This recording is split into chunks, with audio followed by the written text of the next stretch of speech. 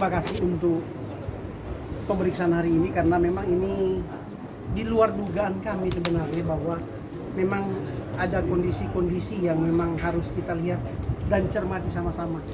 Pada proses ini pun semestinya kami tidak ada maksud apapun. Ini sekali lagi kami tetap menghormati apa yang dilakukan oleh teman-teman penyidik. Cuman menurut hemat kami, apabila ini bukan merupakan tindak pidana atau penetapan tersangkanya terlalu terburu-buru, tolong jangan dipaksakan. Karena tadi sudah jelas semua, kebetulan ahli yang kami hadirkan, Pak Taufik Rahmat sebagai salah satu juga perumus dalam KUHP yang terbaru, kemudian sebagai juga kalau tidak salah juga yang menyusun anotasi KUHP yang buku juga yang terbaru, dan itu menjadi bahan pembelajaran untuk kami juga termasuk penyidik dan semua praktisi hukum lah. Dimana tadi sudah jelas bahwa sebenarnya dalil kami yang sudah kami sampaikan, mulai daripada proses awal penyelidikan dengan tidak memperlihatkan surat perintah, kemudian tidak ada berita acara, itu memang sudah jelas melanggar ketentuan di dalam pasal 13 KUHP dan di dalam Perkab juga, dan termasuk juga di Perkab Barreskrim. Kenapa itu kami tegaskan? Karena memang ketika memasuki satu ruang yang wilayah private orang lain, itu harus, apalagi dengan kondisi misalnya di situ ada hal sesuatu yang diambil. Kami kaitkan dengan misalnya sampel yang diambil oleh pihak penyidik, yaitu harus diperoleh dengan tata cara dan prosedur yang benar.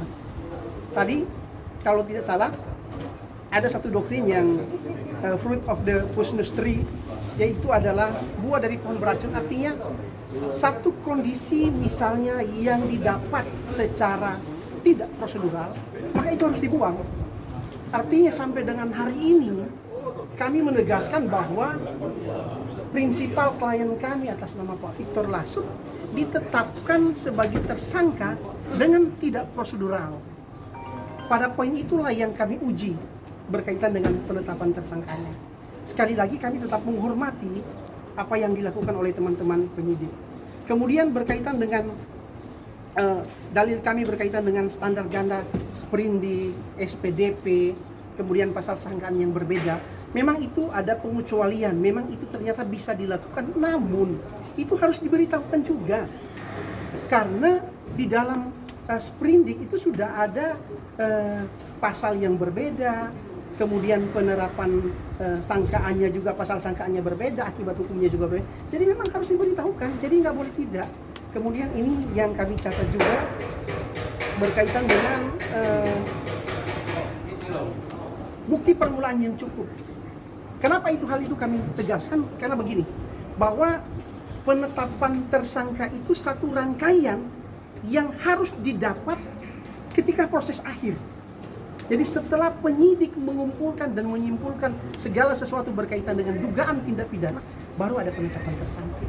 Kenapa hari ini kami pertegas? Karena begini, pada saat yang bersamaan muncul sprindik tanggal yang sama.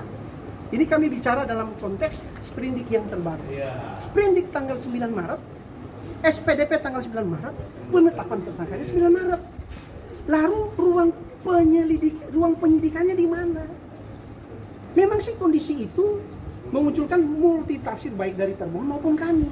Tetapi ini suatu kondisi yang tidak normal menurut kami. Artinya apa? Kan teman-teman dari termohon seakan-akan mencatatkan bahwa apakah bukti yang diambil daripada proses penyelidikan bisa? Itu bisa, tetapi harus dilihat tata cara prosedurnya seperti apa. Jadi tidak serta-merta kemudian langsung ditetapkan tersangka dengan kondisi yang seperti itu. Lagi pula, ini harus digarisbawahi. Ketika ditetapkan tersangka, itu harus diberitahukan 1 kali 24 jam. Itu sangat jelas di KUHP. Jadi kalau tidak diberitahukan 1 kali 24 jam, konsekuensinya apa? Ya penetapan tersangkanya ya cacat tuh. Ya lebih parah lagi, itu tidak sah. Jadi kondisi-kondisi ini yang memang menurut kami menjadi satu hal yang harus kalau memang antara pemohon dan termohon harus kita perdebatkan.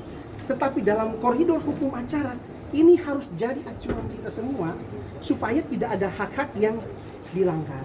Apalagi lebih ke arah tadi berkaitan juga dengan penetapan tersangka, itu rujukannya adalah sprindik yang dilakukan pada 2025 yang pasalnya berbeda, tahun yang diterapkannya berbeda. Kenapa berbeda? Karena penetapan tersangka berkaitan dengan pada tahun 2026 itu harus sprindik 2026, bukan sprindik yang lama. Terus kedua, kalau penetapan tersangka juga ketika sprindik yang terbaru itu pasal sangkaannya juga harus sesuai.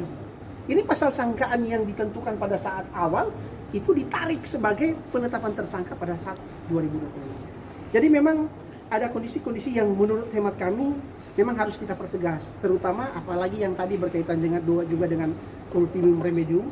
Ultimum remedium itu lebih ke arah memang sanksi administrasi yang harus didahulukan, tetapi bukan hanya fokus pada itu saja, tata cara prosedur sampai ke wilayah sana itu harus dipertegas. Jadi dengan kondisi ini, ya menurut hemat kami sudah jelas. Kalau kami dapat menyimpulkan hari ini, karena kesimpulan akan dilakukan besok, penetapan tersangka yang dilakukan terhadap klien kami itu sudah jelas adalah tidak sah secara hukum. Karena memang satu kondisi yang kami sudah lihat tadi, kebetulan ini bukan berarti kami harus terlalu menonjolkan ahli. Ya sudah jelas yang hari ini kita harus pahami bersama bahwa salah satu ahli yang kami hadirkan hari ini adalah salah satu perumus dan kemudian penyusun yang dalam kaitannya dengan KUHP yang baru. Ahlinya adalah Pak Taufik Rahman. Jadi beliau seorang akademisi, kemudian perumus juga KUHP yang saat ini sebagai staf pengajar di Universitas Airlangga. Baik.